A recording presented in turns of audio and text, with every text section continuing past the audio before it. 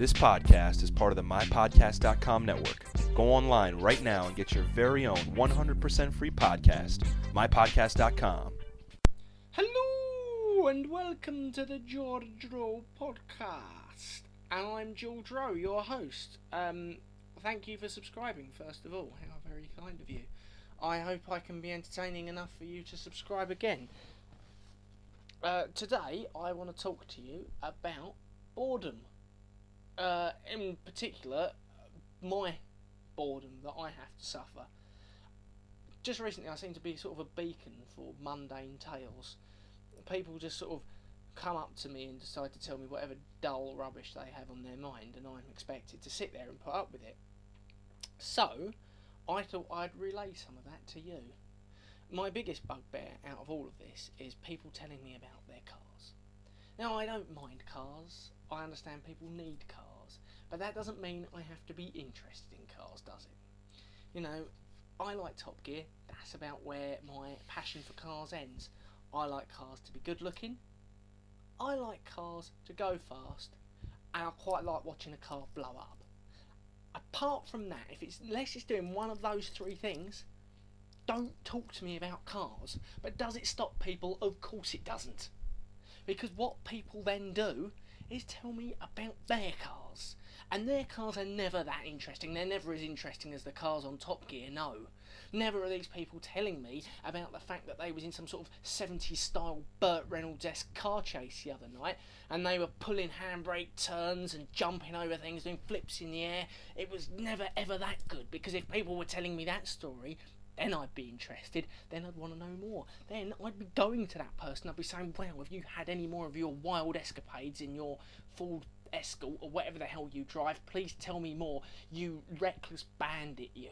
But no, people never ever ever would tell me anything that interesting. Instead, what people think is interesting, what the general public think is interesting to tell me, what I think is interesting to tell me is about technical aspects. Technical aspects. When have technical aspects of anything been of remote interest to anybody? Never, ever. I mean, you can take the most exciting thing in the world, right? A rocket taking off. Now that's pretty exciting. It's a big explosion, a thing shooting into the sky. Possibility it might blow up, right? That's interesting. You sit there and you will watch that. As soon as they go to the bit with the scientist on who explains how it all works, you immediately go and put the kettle on. That's what, you don't want to watch that bit. You want to watch it all happening. You want to watch the action. You don't want to know how it works. But these people decide not to give you any of the action and just tell you how it works. And they tell you facts and reel off numbers. And if you don't know what they're talking about, you might as well be listening to someone read out a list of computer jargon or just a random, codes of letters and numbers. Who knows what F19 hubcaps are, or a 348 twisting sideback gearboxes? No one cares. No one, unless you are equally as boring. And if you're equally as boring, that's fine. Go off and be boring with these people someplace else. Please do not bother me. And what also gets on my nerves is they're never interesting cars people are telling you about. It's never the case that someone's bought a Lamborghini and they want to tell you about all the special little bits they've got with a Lamborghini and the bit that they've paid a little bit extra for. No, what they've done is they've bought a F-Reg Escort or a D-Reg Fiesta, and they've put a load of rubbish on it, and they want to tell you about that and how they were driving around a country lane or a one-way system at 60 miles an hour, and it was the greatest thrill of their life.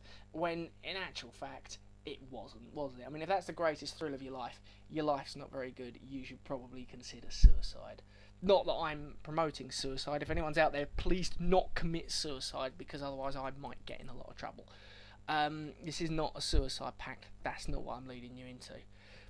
But going back to my point, if it was a choice between having like a house or having a car, if it was like, darling, I've taken out a 200 grand loan, but I've decided we're not going to buy a house. Me and you, we're going to live in the car, we'll sleep in the back seat, and we'll put all our things in the boot and wash in public toilets. And then we'll go escapading up and down the M1, living like hobos. We'll live an easy rider dream lifestyle. We'll get into adventures and see where the road takes us. We'll be turbo hobos. Now that is interesting.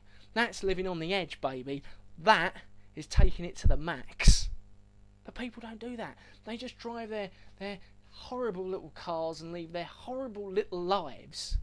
And that's horrible to me. And then what's even worse is they tell me about it. And I've got no interest. And because I've got no interest, I've had to tell you. So, thank you for listening, and it's helped me get a lot off my chest. It feels like I've got a lot of weight off, to be fair. I've been able to confide in you. So, thank you very much. And I'll hope to speak to you next time when, I might have something more positive to say. Or, maybe not. So, make sure you tune back in and find out. I've been George Rowe, and this has been the George Rowe Podcast. See you next time. Bye-bye.